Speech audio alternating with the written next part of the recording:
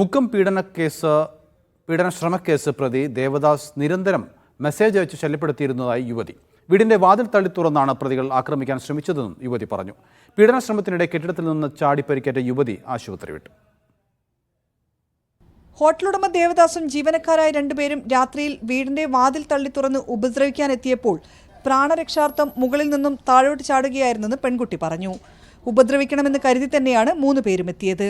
അപ്പോൾ പെട്ടെന്ന് എൻ്റെ റൂമിൻ്റെ ലോക്കാരോ തുറക്കുന്ന സൗണ്ട് കേട്ടിട്ട് നോക്കിയപ്പോൾ ഒരു 3 നേരം ഇങ്ങനെ വരുമായിരുന്നു.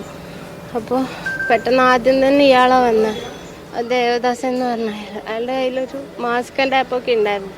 അത് കണ്ടപ്പോൾ തന്നെ ഞാൻ അലറി കരയാൻ തുടങ്ങി. അടുത്ത വീടൊക്കെ ഉണ്ടായിരുന്നു, അങ്ങോട്ട് നോക്കി ഉറക്കെ കരഞ്ഞു. പലതവണ മോശം പെരുമാറ്റമുണ്ടായി.